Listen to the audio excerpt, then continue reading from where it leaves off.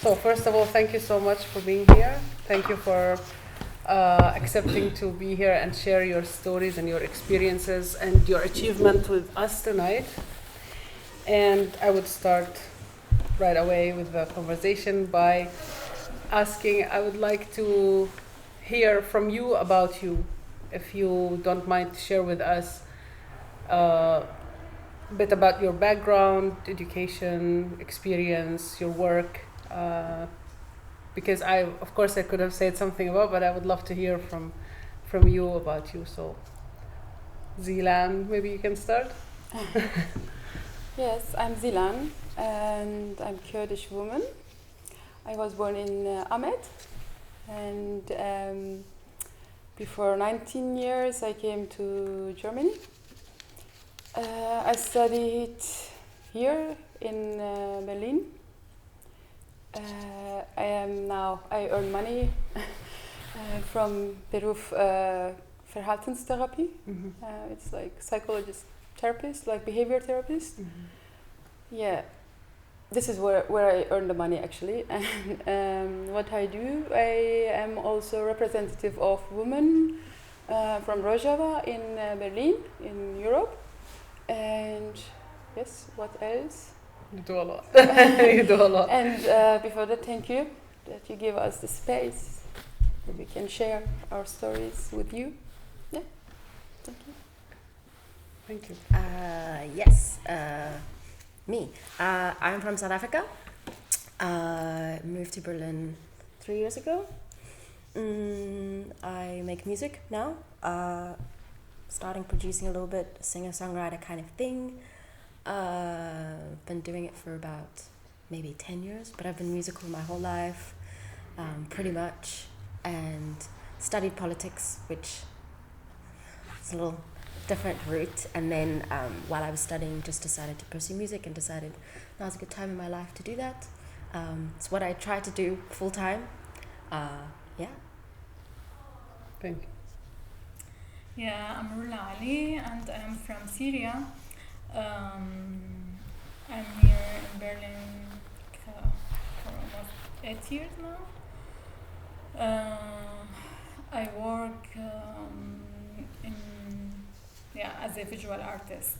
That's how I earn money.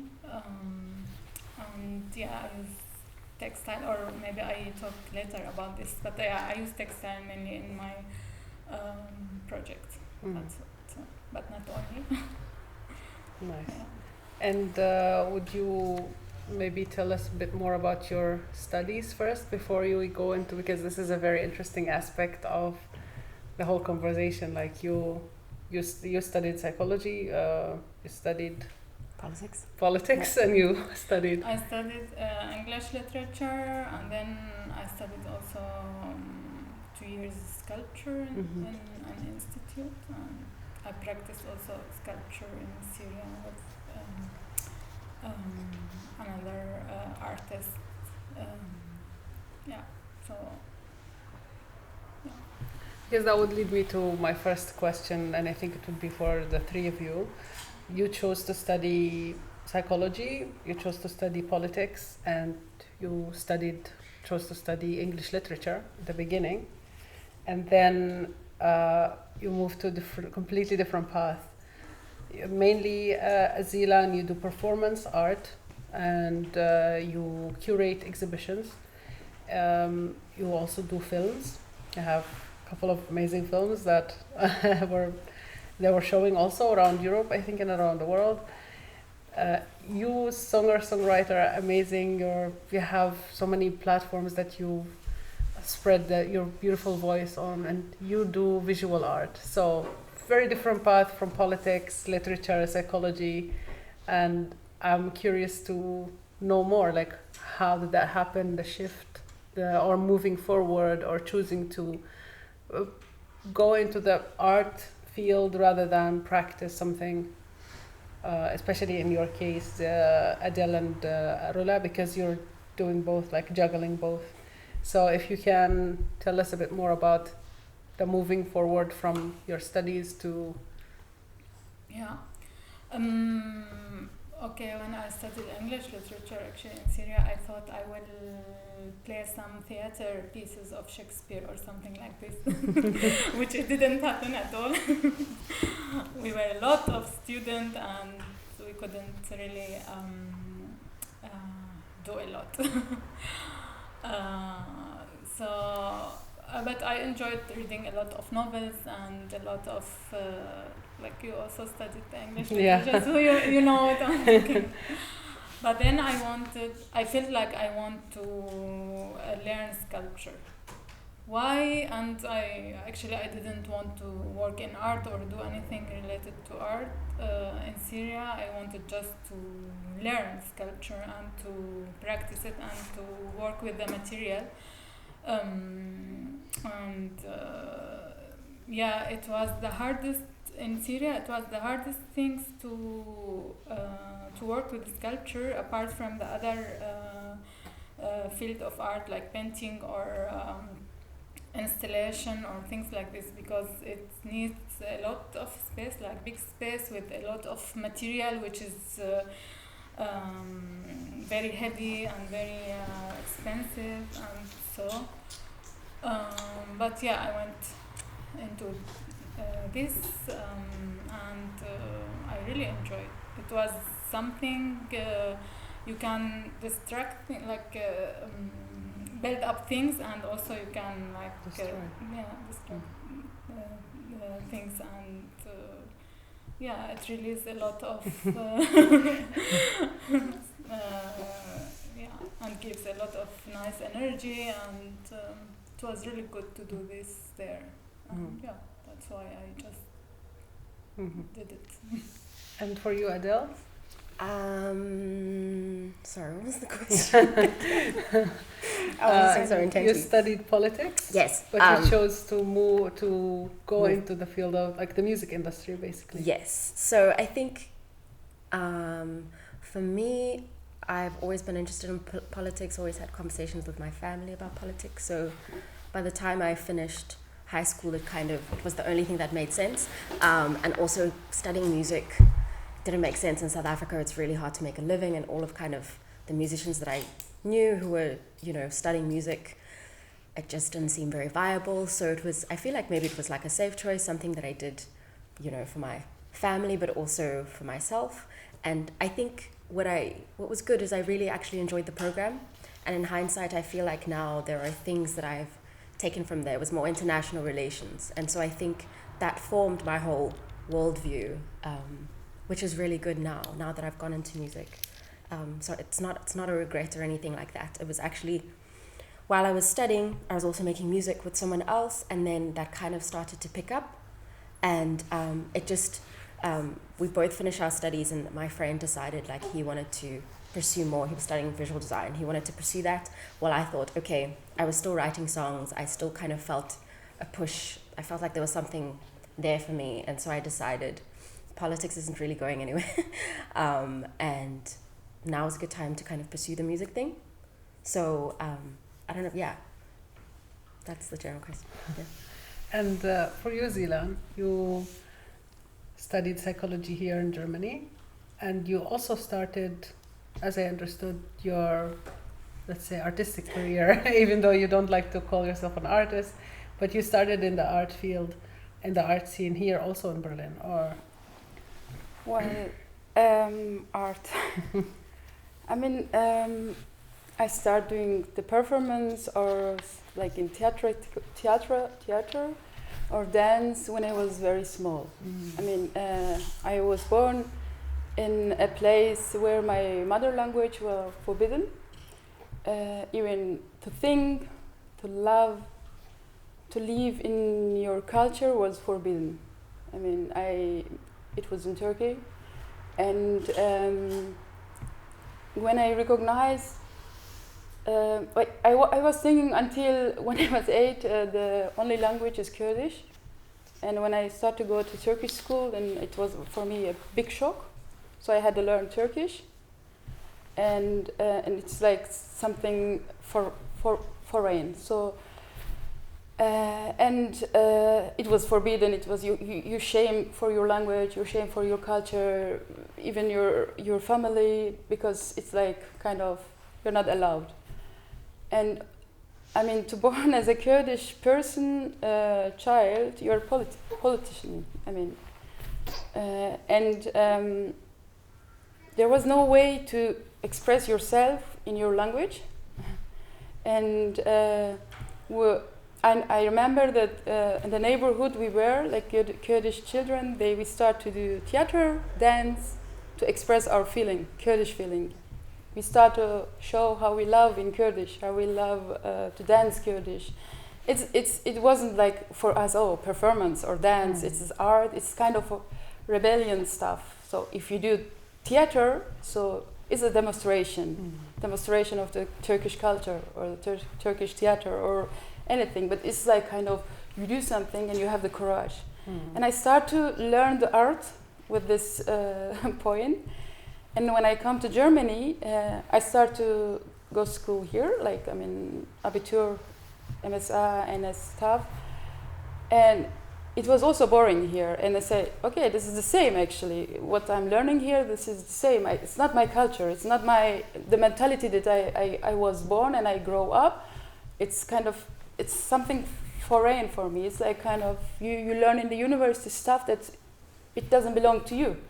I mean, okay, this is nice to learn about some general stuff, but I didn't feel well. And then I was like, kind of, okay, I have to earn money. I have to take like status of you studied and you have the diploma. And I said, okay, the psychologist stuff, it's good. You can earn money and I can do my best thing. And then I started this, but even this, like 2 semesters maybe I studied in Berlin. The other semester I was in Latin America because I didn't feel very good. And the art, to study art for me, like, is absurd, huh? I mean, art for me is something feeling, something rebellion, and something your identity. And to study this in a university, in academic way, but in the university that they don't let your country be free. I mean, and they let that your language will be forbidden, and I will study the art there. And it was like for me, no. It's not thing. It's art. You learn. It's a process, life process. So you learn. It's like in a life, yeah. And it's like absurd to study in European university the art. Yeah, that's why I choose like very pragmatic. I study this to get like money and the art. What I'm doing, stay with me. I mean, it's like my feeling. It's not going to be diploma like you will take diploma when you're an artist. Yeah. But for you also, Adele and Rola, it's kind of a similar thing, like the not studying the art, but what the difference is that you started it in your home country. In South Africa, you started in the music industry. Can you tell us a bit more about this journey? Or like, how did you get into the music industry there? How was your first experiences? Who motivated you? It was kind of an accident. A friend of mine, like I said before, we started making music together. It was a duo, and then we were just recording at home, and then another friend heard and joked that he wanted to be our manager. And then we said, okay, yeah, find us a gig and then you can manage us. And then he did find us a gig, so we had to like scramble and get more songs. And then after that, I guess it sounded good and we had a good response, and it also felt like it fit. So then it's something that we kind of started developing, like we started writing songs together. I mean, we started out just doing covers. And then, yeah, we got more shows. So it feels very organic. And like I said, we were still studying, so it was never really the intention or the plan. And it kind of just developed that way. And the South African music industry is quite small, I would say. So I think that also helps in the sense that we kind of picked up speed. We got to play festivals and we got to play gigs quite easily and started making those connections, which then when I decided I wanted to continue with music, which was around 2015, I'd already built up those contacts, if that makes sense, because people had already known I was playing in this kind of setup. So by the time I went solo, I'd sort of had the networks and the contacts, and so could kind of start booking and doing that kind of thing. But yeah, it was a bit of it's a slug. It's independent, so and like finding venues to play at is an issue in South Africa, and we also don't really have a touring circuit. So like we don't have many music venues, so it's hard for bands to go on tour in South Africa, for instance. So figuring that out as well was kind of a challenge, but I think the one thing that I did a lot is I hosted a lot of my own shows. So kind of similar to this, finding spaces or friends who have spaces, even houses, and we'd make like concerts or make shows. So it was very DIY. Oh. Amazing. And you, Rula, how about your journey into, like at the beginning, I mean your introduction into the art scene? As I said before, studying sculpture, I don't know what, like it wasn't also related to what I'm doing now. Somehow it's connected, of course, but not at that time. I didn't think that I will do something out of it. Here in Germany, I thought I want to study textile because I started using textile in Germany. Actually, I never in Syria used it as as a piece of art or something to make some like art of it.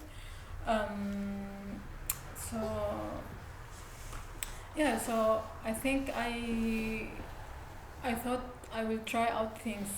That's how I start. And then I was sitting in my room and actually I had some fabric. I bought it from Maybach offer, where I have really a beautiful fabric there. And I started doing things which I remember it was part of my memory in Syria, because the people, especially women, they work a lot with textile. They do a lot of beautiful things, embroidery, patchwork, and my mother, she worked a lot with textile. We had a lot of material at home. It was expensive, although we didn't have a lot of money to buy this, but my mother, she worked a lot with textile. Then I just start to do things, and slowly I start to participate. My first exhibition was in front of my house, actually, where I lived in Schöneweide. There was this gallery. I went to them and I said, can I exhibit something here? And then they said, yeah, let's see what you have.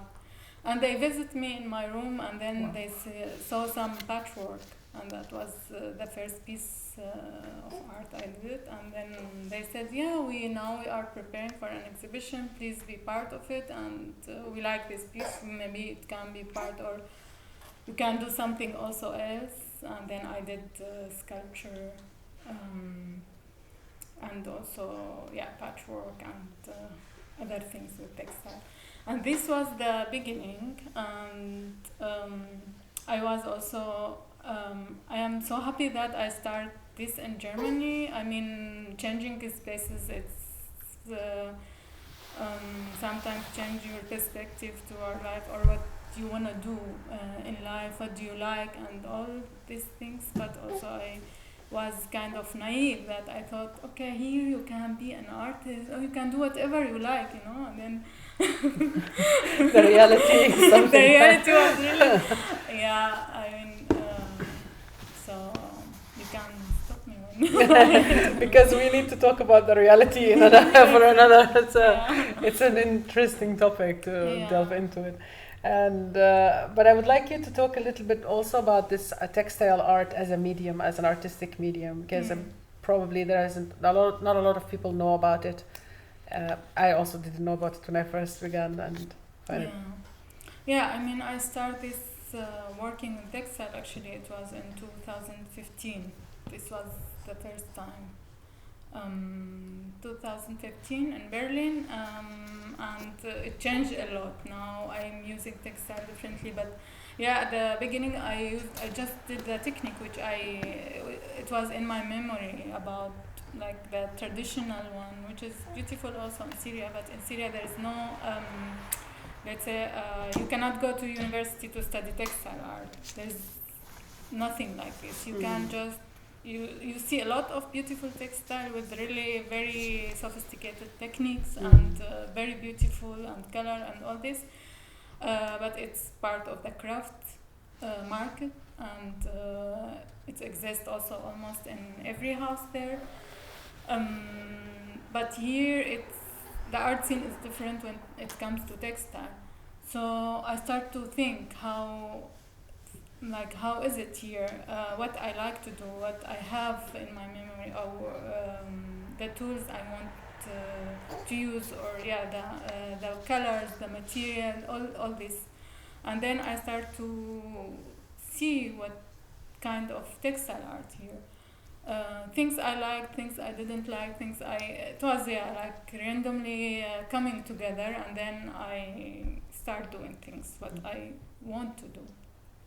And I thought also at the beginning to study textile art here, but in Berlin I didn't find what I want to do, and then I was parallel working and producing textile art or installation, so I felt like, okay, I'm doing things and I'm happy about it. Why should I really think a lot about studying in university? Yeah, still this is going on. And for you, Adele, actually, did you study music? No, not really. I sang in bands at church when I was growing up, and I was always in choirs. So I think I was always surrounded by music, and then I started playing guitar and then had some formal lessons, but it's mostly been I think at some point I've accumulated, but I didn't go to an institution to study music, if that makes sense. I felt, like I said, I knew a lot of musicians who went and did that, and a lot of the time it felt like they came out and they'd lost a little bit of their passion as well, and also it felt like they were put in a box, like you learn all of these standards and you get all of this kind of information, and I feel like it molds you already into a certain type of musician that they want you to be when you leave. And for me, music, which I think for all of us, we've been saying, like, it was such a personal thing for me that I didn't really want to lose my own way of thinking around music. And I actually enjoyed not having all of the boxes. I didn't really know a lot of chords. Like, I would play things and not exactly know the keys. To this day, I still have bandmates who will tell me what key we're in and doing that kind of thing. So it kind of, in a nutshell, not really, but I definitely picked up a lot along the way because I've been making music for a long time. Yeah, it's very impressive. Like, I see there's this point where I actually did not notice when I was writing the questions that it's a DIY thing for the three of you, like in each one in their field, but you've kind of learned it by yourself, you accumulated knowledge, or you integrated certain knowledge from your culture, from your background into it. You started with just the passion. You didn't even think that it was a form of art. It was just a way of expressing your rebellion and your politics, maybe against the authorities. For example, for you, it was, you mentioned something about the not obstacles, but the lack of infrastructure. Let's say, like, there's no routing. What you called it? Like a tour route. Tour. Touring. That's interesting that, like, they didn't even have that culture. And for you, you just started by bringing that knowledge from your mother, and then picking it and thinking, I would like to explore it. So I find this is very, very beautiful, that just to find your way or to connect a passion that existed somewhere. It's very interesting. But I would also ask here, Zilan, because you mentioned in the beginning absurdity, and you always say that about studying art, and you had a very when we were talking very interesting perspective about the art scene in Berlin, especially not just studying art, but it as a commercial thing, as your opinion on artistic expression in Berlin is very specific, and if you can share with us a bit. Yeah, I mean, there are very nice arts and artists. You're being diplomatic now. I have This is live. behind the scenes of backstage.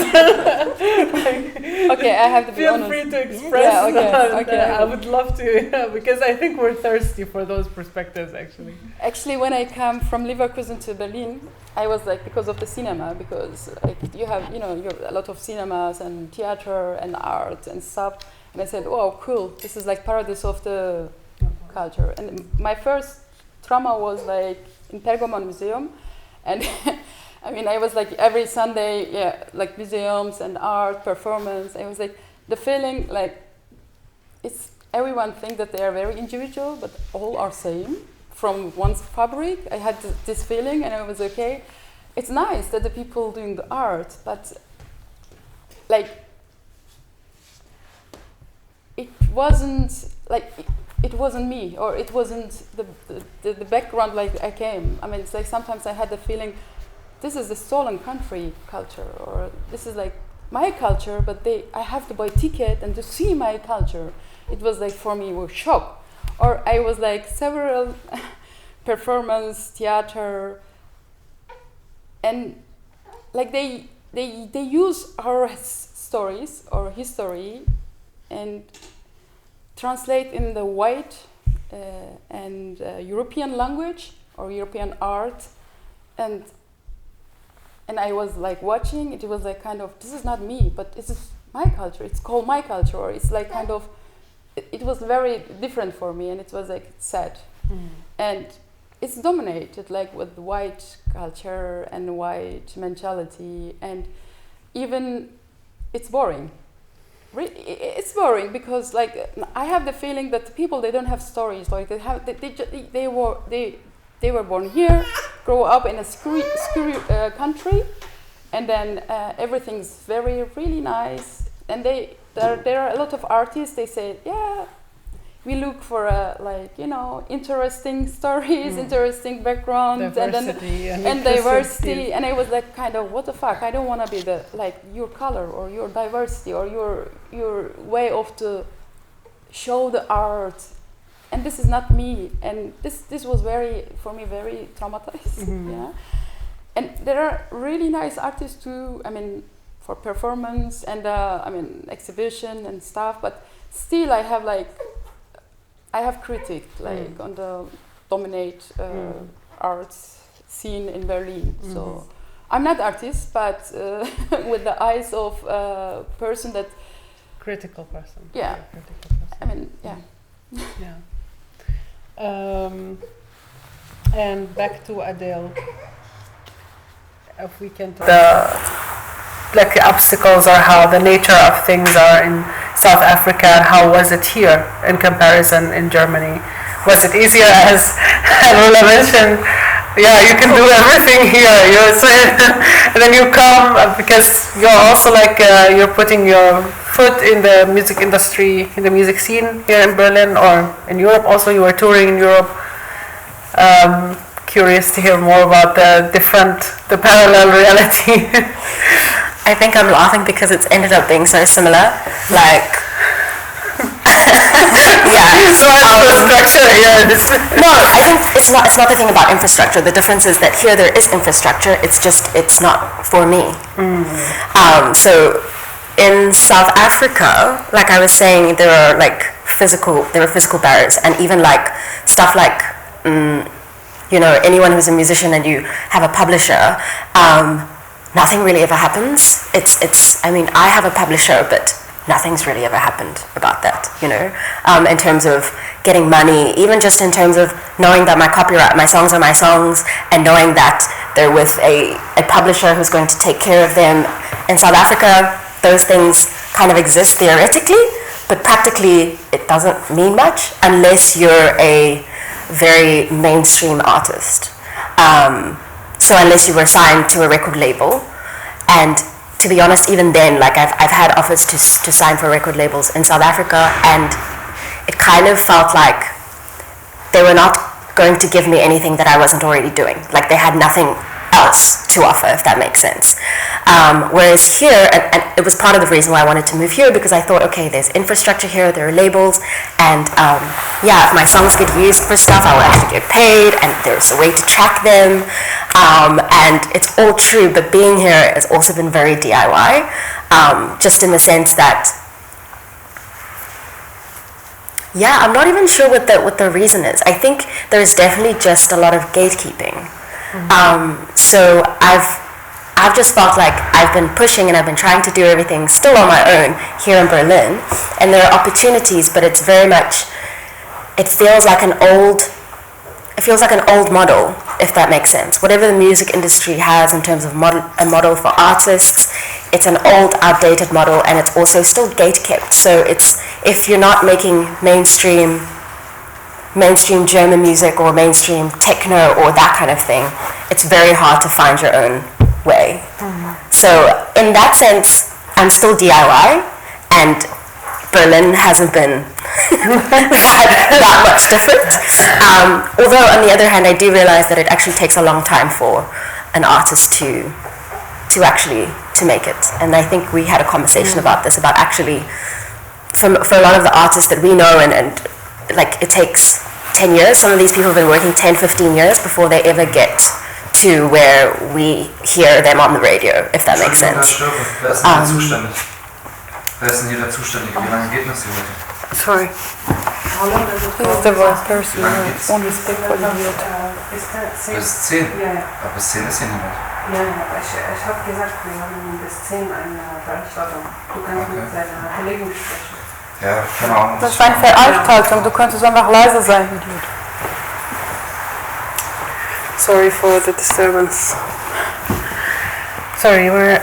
I don't even know what it was, but yeah, I think in a sense, here there is infrastructure, there's a lot of gatekeeping. In South Africa, no infrastructure, so you had to do everything yourself. I don't know, I feel like that was... And also the access to spaces, how was it here in Berlin? Because there are so many venues that I've heard of, so many spaces, and they usually also don't take money even just to come do your events. Does it work also this way, or...?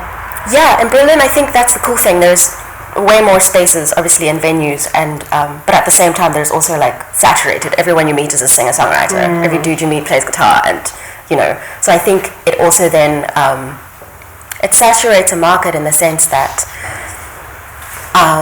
some people will play a gig or whatever, or play an open, and they'll do it for $25 because it's their hobby and it's something that they like to do on a Friday night. But for you, it's your craft, and you'll go to that same place and be like getting paid 25 euros. Do you know what I mean? It doesn't really make sense, and that can be difficult about a city like Berlin. But yeah, the venues, there's obviously loads of venues.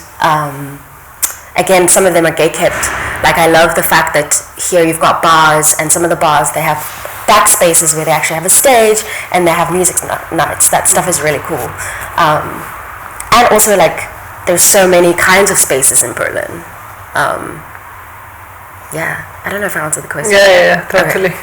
And for you, Rula, you said, I would like you to expand a bit more about, you said you studied the sculpture in Syria, but it wasn't like your intention to go into the art scene, and then you came here, and there was a talk about not infrastructure, but space. You said about sculpture, especially, it needs a lot of space, it needs a lot of material, it needs a lot of access to things that you didn't have access to.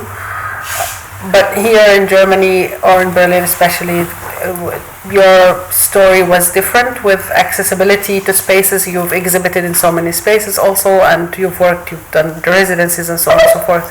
So how was it, the different reality between? Yeah, as I said before, I was really trying things out. So I went at the beginning randomly to exhibit, to see also what I want to do, what I would like to do. I didn't think about sculpture a lot because of this, the material, the space, all this. And yeah, it was hard. And I like to work with textile. That was also something, a shift. But About accessibility, there was I had a lot of chances to do residencies, to exhibit with several artists, group exhibitions, and all this. But there was a lot of times that I have to go into direction which is, as Adele said, it's mainstream. And I tried to avoid this in several ways. It was super hard to do this. For example, I remember in one exhibition I was really frustrated and I thought like, okay, I would try to avoid this in the future. I did an installation and it was about border of communication where it was big installation of dresses and I print like cartographies on these dresses, and it has nothing to do with refugee. But I heard the organizer of the exhibition, she was explaining my artwork to someone and saying the woman asked, "Oh, this is the journey of the refugee house you went," and she said, "Yeah." And I was like, huh? It has nothing to do with this. It's something, and I explained the idea behind it. But I thought if I was not there, and what would be like, why? And things like this, it happens so often that you can be in this exhibition because you are a refugee or something like this, and then at the end I said it's super hard and how I can do it, how I like it, and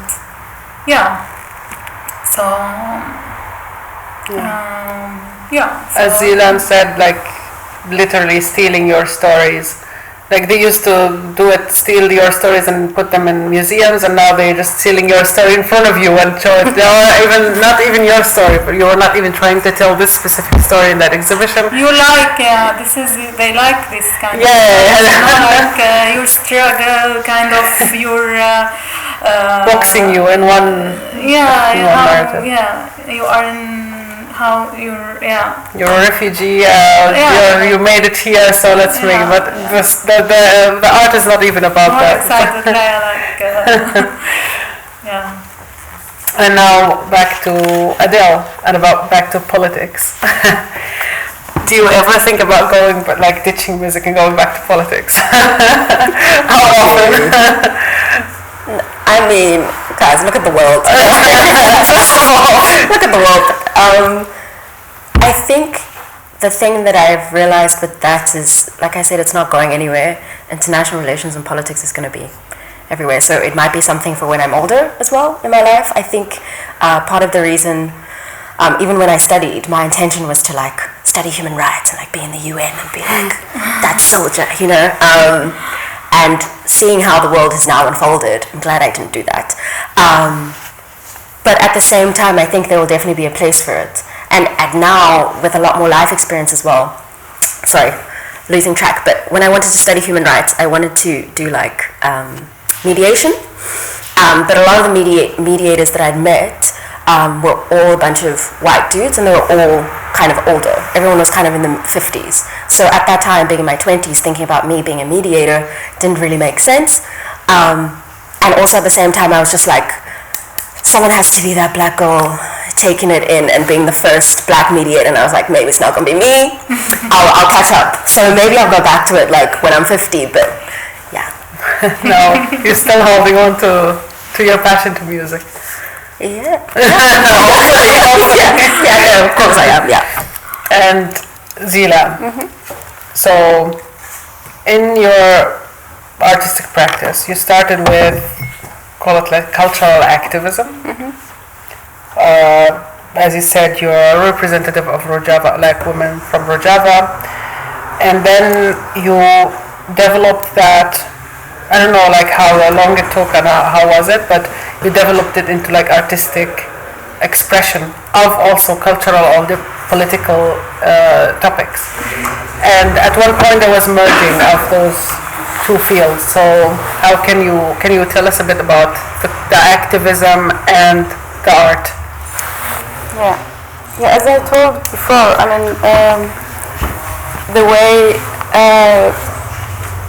I mean, art for me is the artistic way or performance. For me, like, you know, this is my identity, political identity. So I learned to do this like parallel. And if you do art, Kurdish art, it's very politician. And if you do like as a Kurdish woman in Germany, art is also politician.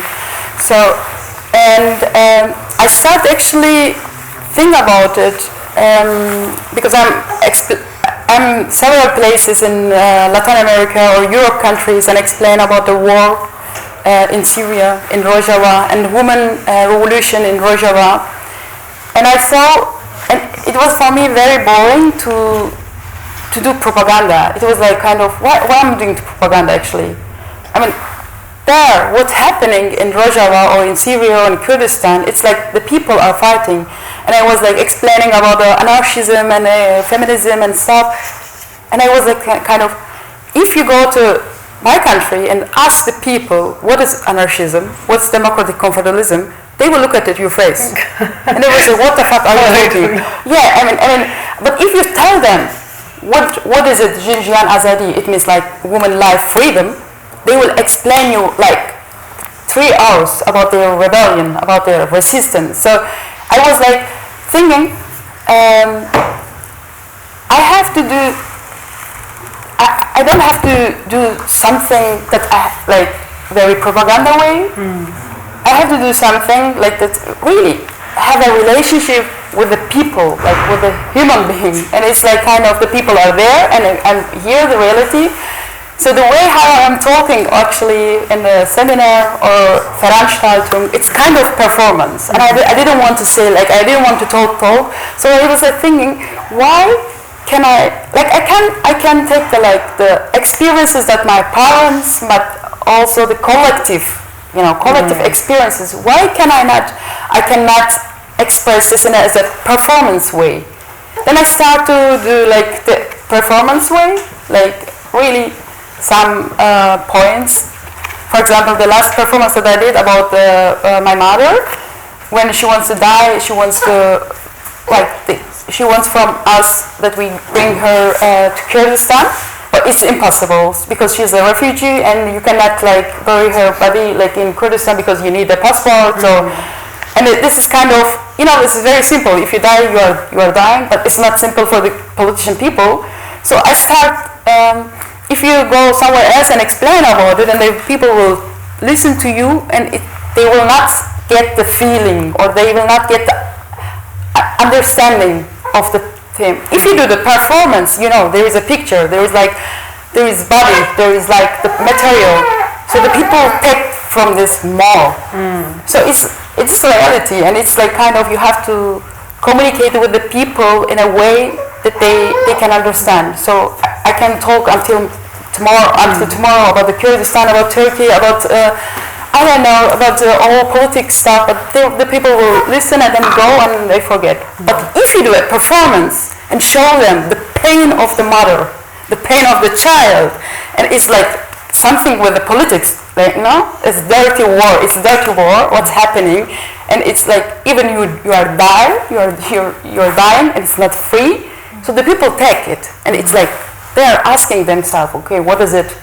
So that's why I started to do like performance and the art and the, But it's also very interesting that you even look at, from what I understand, when we're standing on a political podium, giving a seminar or a workshop, we're also performing, especially like we're performing for the cause that we're talking about. So like seeing also art or cultural activism also from that perspective, as that would lead you to starting with performance art, but you also write children's books about those topics.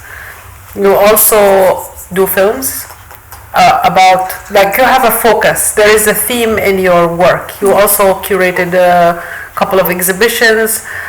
What else? Like the writing, performance, films. exhibitions and sound installations. You did a sound installation about Geneva, the village of women in Rojava. The focus is women. The focus is women because I am woman. I was born as a woman. And it's bullshit. Like all the time, my mother say, "Yeah, Simone de Beauvoir say we were born as a child, but we were a woman." No, I was born as a woman. I mean, the society that I was like, you're born and you just that focus is you're a woman. So you fight, or you're fighting for your right. You're fighting for your existence, like in your society, even you're in your society, in Europe and everywhere. So my focus is women and not like this kind of ideological fight or that and this. Even the Kurdish movement, even the other revolutionary movement, the question of women is really we have to ask. So this is my focus, like women, and the girls. And I mean, when I was like in Mexico and I worked with the girls, indigenous girls and the women, all women. And it was like very nice feeling because I didn't speak their language. I mean, indigenous language, but it was in common. We were women. We are girls, so we could understand each other. And it's like art, I mean, yes. The next question was for Rula. I can answer from here. Then I would like to ask you about the passion. With all the difficulties and the obstacles that we were talking about, how do you maintain your passion for art? Yeah, it's really hard. Within this system, it's not easy sometimes to do paperwork as an artist, and you have to do a lot of paperwork. As you talked also before about how to navigate your way in the art scene, how to do what you like to do, and how to earn money also to live from art. This is of course hard for artists, especially in Corona and all these difficulties. So I was like thinking a lot of times, do I want to continue this? Do I want to earn money from art or make a career out of it? Yeah. And then I thought, yes, I cannot live without it. It's kind of, for me, art is like a kind of communication, kind of something I can communicate with myself, with the people around, and with this space I am in Berlin. Also, art helped me to kind of live happily or something like this. And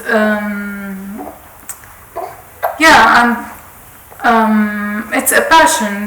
Doing this, it's a passion, but it's also sometimes it's not going well how I wanted. So I don't know if I answered your question. No. It's still hard, and it's something I needed. That's why I'm doing this. Same question goes for Adele. How do you maintain your passion? I think the passion is probably, I don't feel like it's the hardest part, to be honest. I think I've learned to protect it quite a bit, just in the sense that, like growing up making music and then deciding to make it a career, it moves from being a hobby to then all of this pressure to having to make money to live, but doing this thing that you love so much, which can definitely be very difficult. But I think for me, it's been protecting it, and whether that means, like some of the decisions that I make in terms of, it would have been very easy for me to go mainstream and get a record label and do those things. That was a possibility, but it was always been for me exactly what we're all saying. Like the music for me was my outlet. It was very personal to me, and I don't, like, I'm very protective about that. I don't know if I answered the question. So the passion, I feel like it's there when I protect it from all of the outside things, because at the end of the day, at least for me, I'm just a girl who sat in her room writing songs and writing poems. So protecting that, I think, is the most important thing. Yeah, in a nutshell. And the challenges that you face, like the challenges that you face do not have like a great impact on how you... Of course they do, but I think, yeah, again, it is like going back to why you decided to do this thing. You know, and having to, I think, redefine that constantly, because yes, there's challenges and there's obstacles and there's closed doors. But I think we had this feeling of like, this is something I need to do, and it feels a little bit more like a vocation, a bit more of like a calling, something that I need to do. And I think protecting it in that sense of like, music and art is always going to be important in my life, and I find it valuable. And I don't want the fact that I make music and that I need to make money, all of that, take away from that. Just the gift that it is for me. Yeah. You also told me once, that was very beautiful, that calling is not just for you or how to protect what you already feel about this profession or this field that you love so much, but also because you think about other little girls who, as you said, sit in their rooms, write songs, and dream of the day that they would get up on the stage and sing and enchant people the way that you enchant people now when you sing. And I found that this, coming back to the work like collectivity, this thinking about the others, thinking about other people who might are going through the same journey that we are, or same insecurities or fears or obstacles. There may be little girls living in our homelands and thinking, oh, would I ever have the chance to do something, to do what I dream of? And I'm curious to hear also what you think about that, especially with your background, as you said, being born as a Kurdish, especially woman, is on its own like a political statement. And do you have it at the back of your head when you're doing something, performance or activism or films or whatever? Do you think about the little girls who are still there in that region, Genva or in Kurdistan, and do you want them to see what you do? Do you want them to know? Actually, like since I am maybe 13, it's maybe crazy, but I didn't want to save the world or be a revolutionary or artist. That's the people think of my name somewhere else.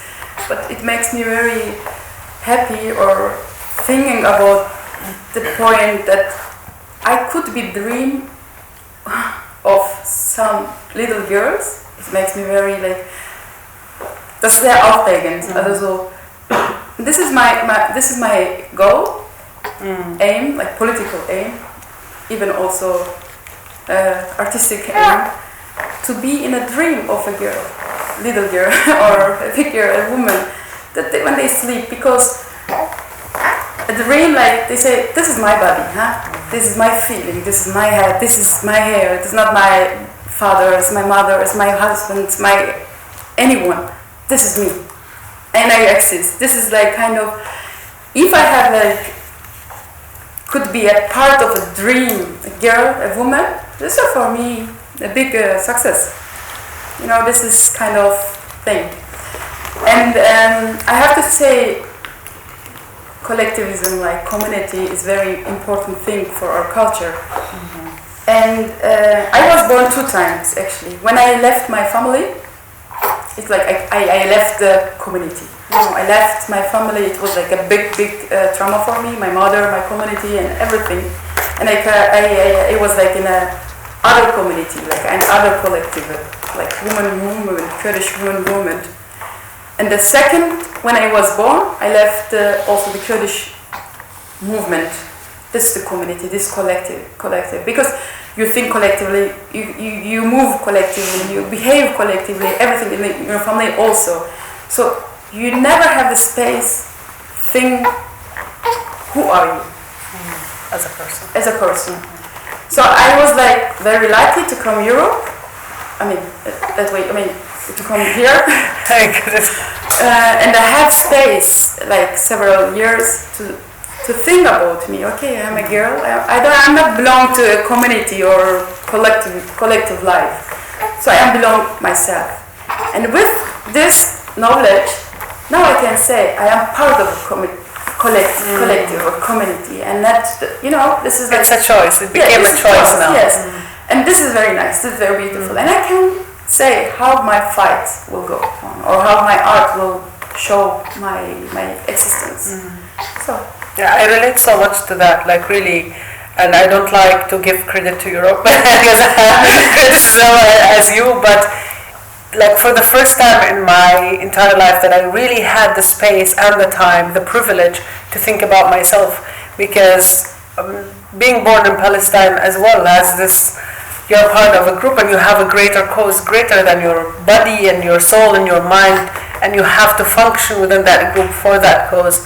But here it's like you have the space to think what I like, what I don't like, and I think maybe Rula would have something to add on this topic.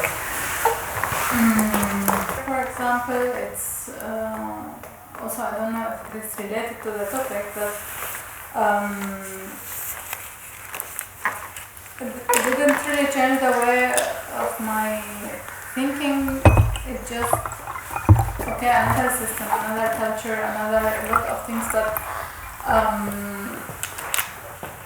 for me also back in Syria and here I do the same method that whenever something really go down I do a lot of like something that I go to the opposite, to the extreme, that I will do more, I will work more, I will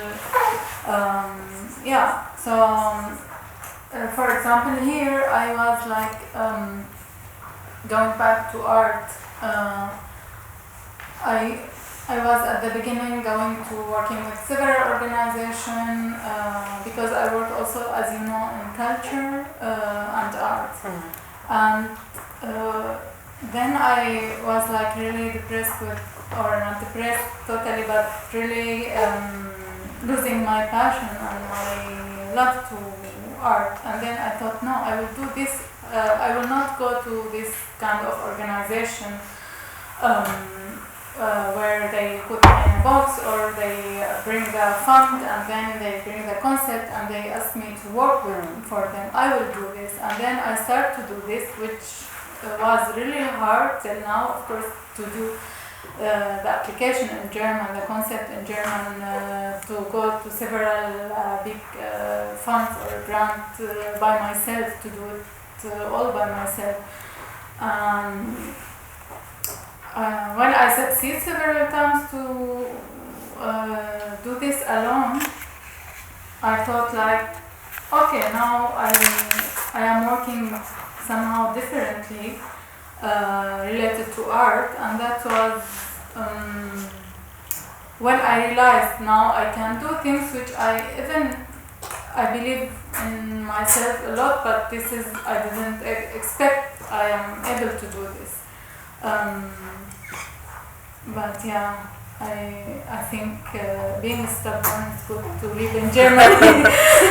But being stubborn in general, like you also did not have this sense of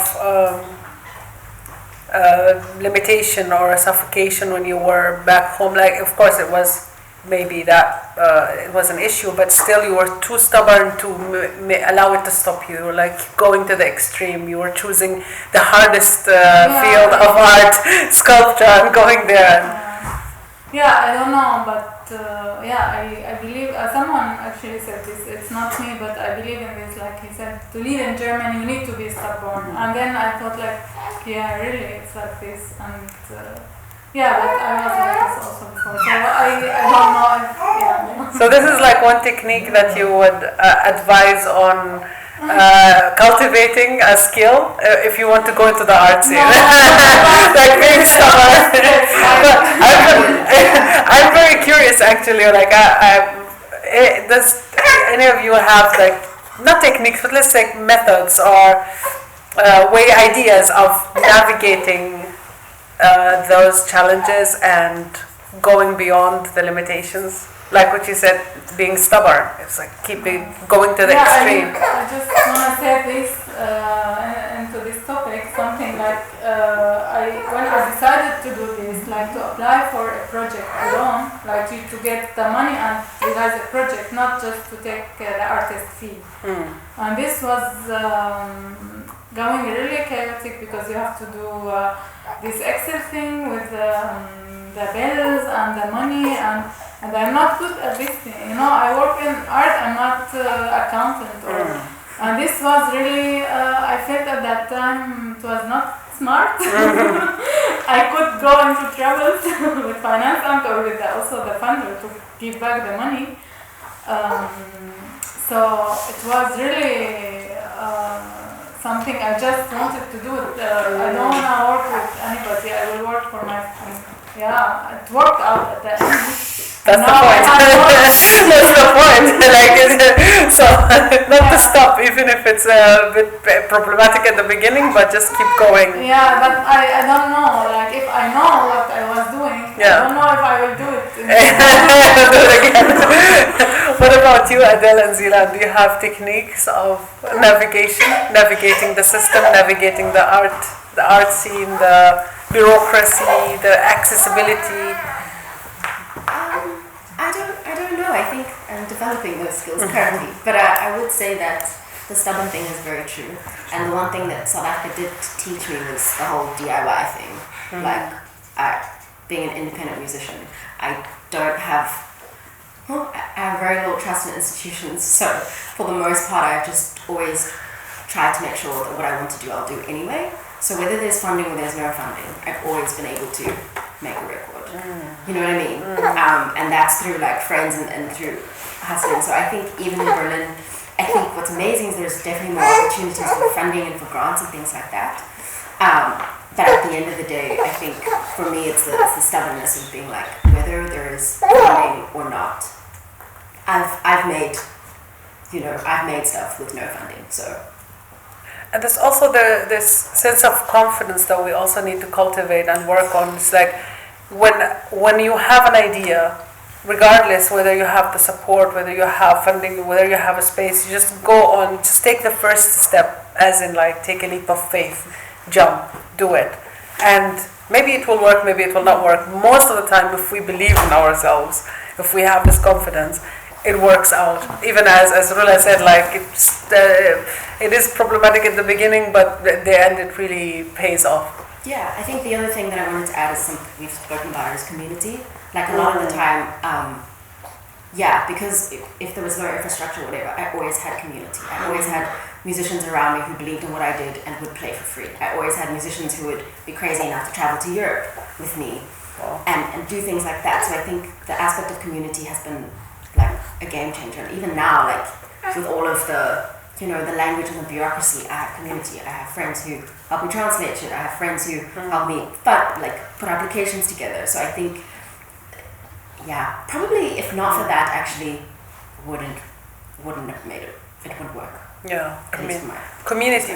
Well, what is the difference between community and networking, for example? Because there is a huge emphasis on networking here in Europe, especially at the art scene. I think you've faced that.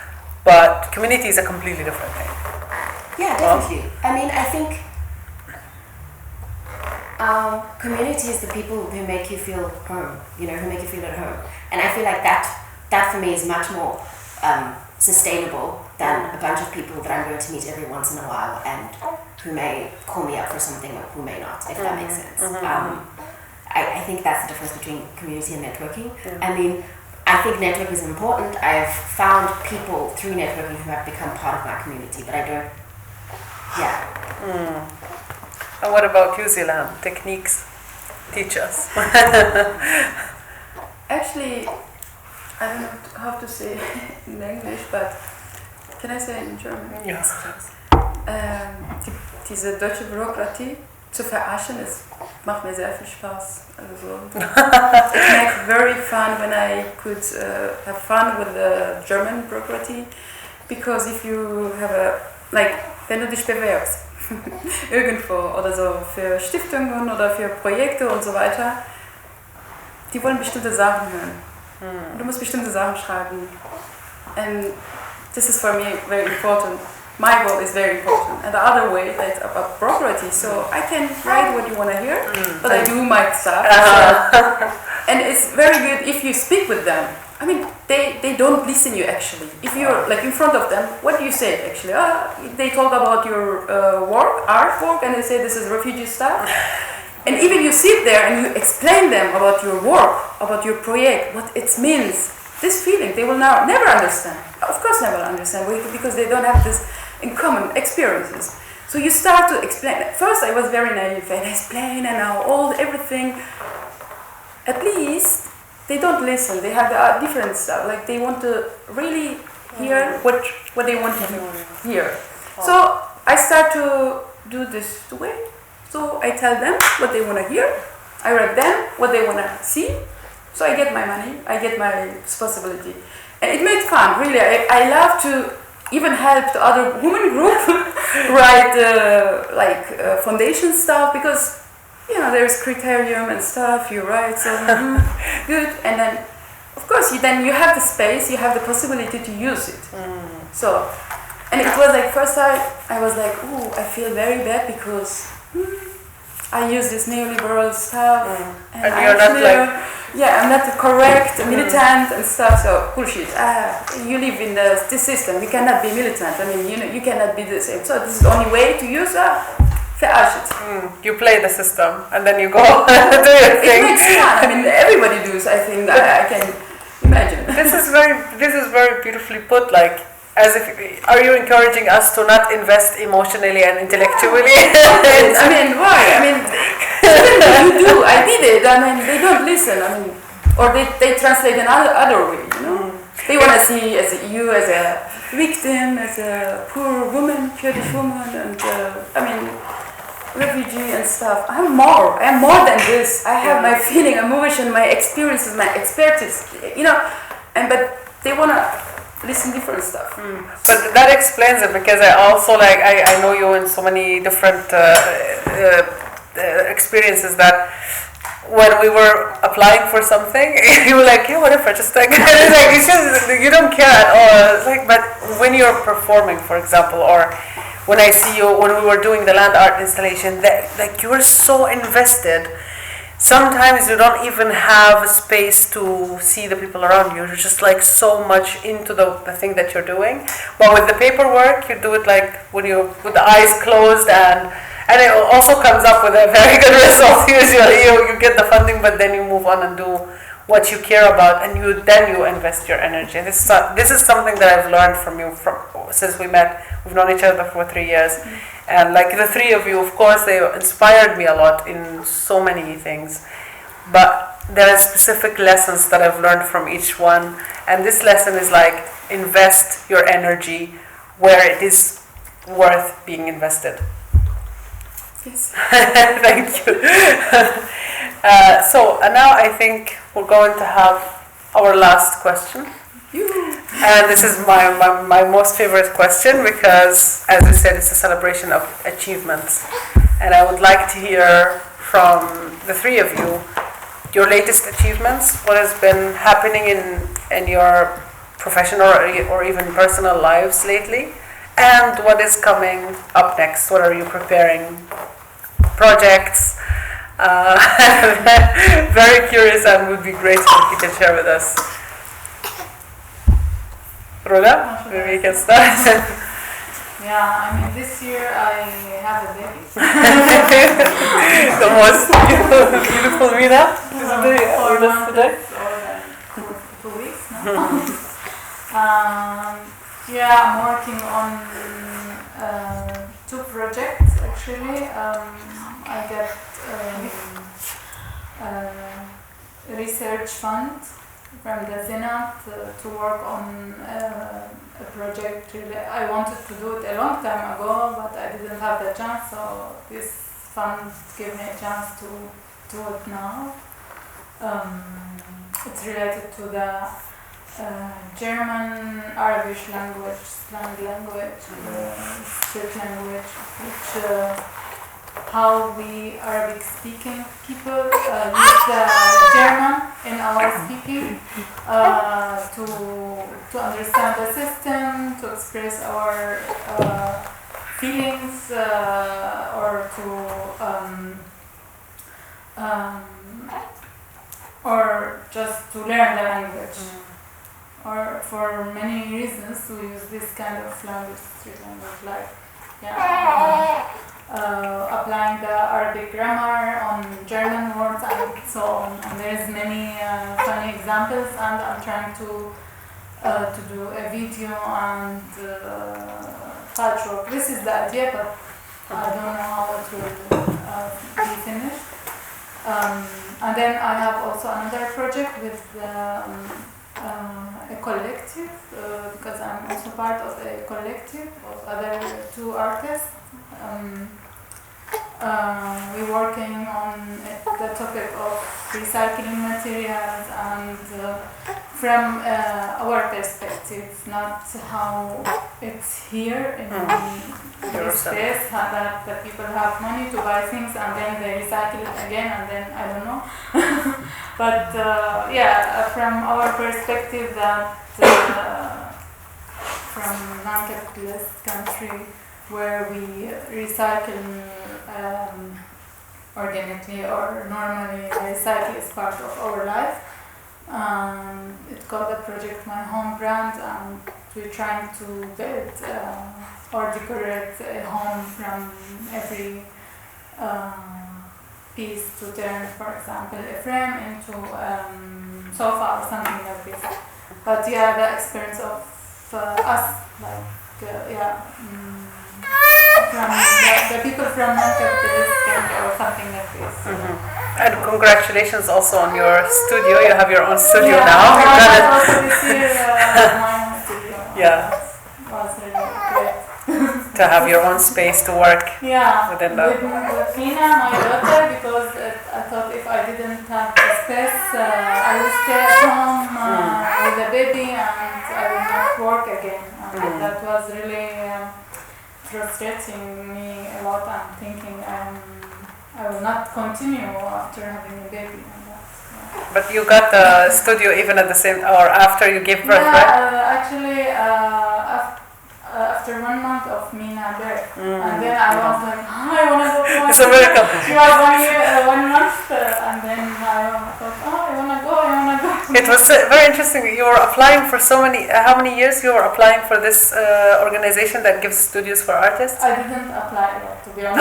Okay. but you applied like last year or something? Or? I applied 3 times. 3 times. Yeah. And the third Baby Cast Studio. And when Mina came, she brought blessings with her. That's the first thing that I thought. I was like, that girl has some stuff to bring to the world. Yeah, I don't know what it is in English, but rizqa. I don't know either, but it's just fine. It's like a gift, Yeah, a lot of gifts. Okay, after Mina. And Adele? What I'm working on, I think I'm working on an album. I hope. There's songs we started recording in 2020 that I've been slowly adding to them. Gonna have been doing a little bit of the recording process here in Berlin. Hopefully gonna do a little bit more of that in South Africa when I go back. What else? Yeah, I think I'm looking at a lot of collaborating as well, like working in studio with different artists, also writing with other artists, just to kind of hone in on the songwriting skill as well. So I think that's coming up, and then hopefully some residencies, and I have an idea in my head about kind of going to some archives of African music from, I don't know, the decades, and kind of pulling, especially the female voices, whether it's choirs, whether it's just vocalists, or whether it's even storytelling, pulling some of that out and using it to create some more music. I've kind of started diving into music production during COVID, just because you couldn't play live, so I was at home on a laptop trying to figure that thing out, and the idea would be to create an EP that is of female voices, and me being a female producer producing in my own space and kind of in my own way, because I've worked with a lot of male producers in the last few years, and it's very different and intimidating, and just realized there's a way that I, as a woman, will produce that is very different to how a man will produce, and I just want to sit in a little chamber with a bunch of women's voices and produce and see what comes out. So I think that's in the pipeline for next year, and hopefully an album at some point. So looking forward. And Sila? Yeah, 2023 we organize with the Rojava office, like our art committee, exhibition or like alternative museum for focus on Rojava and women revolution with this like stolen countries and culture. So with this art committee we will do this. Definitely. And my 2 children books that I wrote, and I will let them print. And I want to write also the next book about a small Kurdish girl from Rojava who is traveling to Armenian mountain. Oh. So this is my aim when I print the 2 of my books. So. In which language they will be? German. But I will translate later. So I was like in Armenian, and it was like the mountain of Armenian, like yeah. And I have to write about these mountains, children. Yeah. Yeah, and I have a son, and I have a work. Yeah, lots of stuff that I have to do. On a personal and professional level, that's happening. And hopefully we have also a project we're working on. Yes. It's like so many, as I said, so many things. But hopefully everything goes as planned and as hoped. And congratulations for your latest achievements. I had the pleasure, the honor to listen to Adele last weekend, actually on Saturday, and Folk House. And it was just beautiful. It was angelic. Yeah, definitely. Next weekend. That's the thing. Yeah, you have concert. Please. Yeah, sure. But she didn't bring her guitar, but otherwise I could have asked her to sing. But next weekend, Adele has a concert in Moabit, right? But anyone who would love to come would be beautiful. Thank you so much for sharing your experiences and perspectives and teaching me personally so many lessons in life and in the art field. And thank you everyone for being here and for hanging out with us. And thanks Gurkan for the technical support. And hopefully we meet soon with another event